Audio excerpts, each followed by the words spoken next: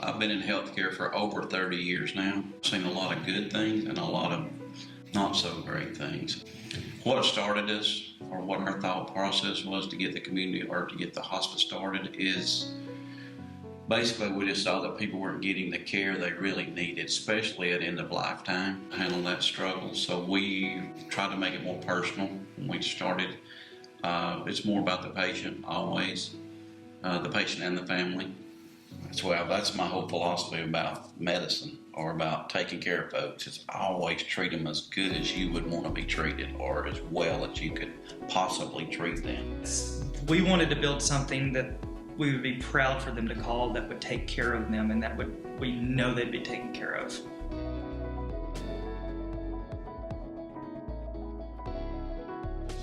Yeah, so the name kind of fell in our lap. It just kind of fit. We wanted a name that was kind of all-encompassing of our family and friends and everyone we know in this area. And like, what better name than community? Because that's what we are. We're a community. We're a close-knit community.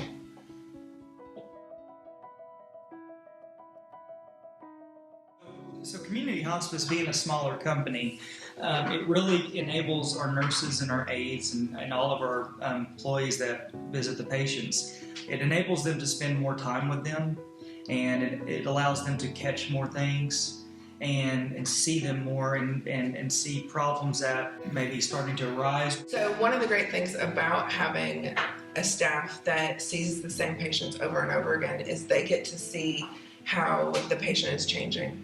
They laid eyes on them the night before and they see them the next day, and they get to see that change. Sometimes it's not stuff that you necessarily go on a clinical record. It's stuff that you see and you notice their mood's off, or their color's a little different, or their speech just isn't quite the same. They get to pick up on that stuff because they've really built that relationship and see them day in and day out.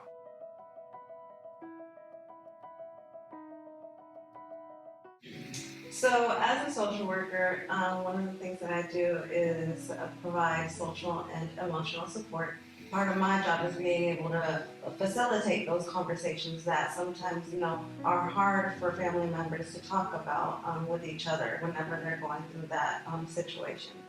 So one of the ways that we build that relationship at Community Hospice is we spend time with the patient, and by doing that, we typically see sometimes how the patient can maybe, because of that situation that they're going through, sometimes they want to continue to feel important. Like maybe they were a big caretaker whenever, they didn't have that illness. But we allow them to be able to continue to feel that, whether it's by doing activities that they like to do in the past, or for example, there was a patient that she was a big caregiver whenever before she had the illness, and one of the things that we have been able to do with her is give her supplies so she can make fidget blankets.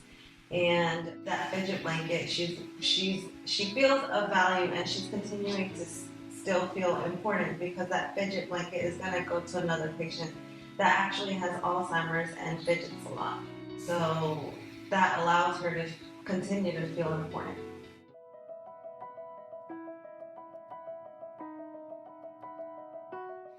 My main role is spiritual care, spiritual support, and when we step into people's lives, a lot of times they're enduring the hardest thing they've ever encountered, and so, and people have all different opinions and all different life experiences, and so my role is to step in and walk alongside them. A lot of times it isn't, it's not the patient that is searching for answers or struggling through the grieving process. A lot of times it's family members that have so many questions. And a lot of times they're more willing to ask those questions. It's not always about just giving people answers that they're looking for, but a lot of times just helping them to discover those and listening and being present, praying with people. For me, it's not about like ushering in death. It's about living life to the fullest, and sometimes in the hardest season of people's lives.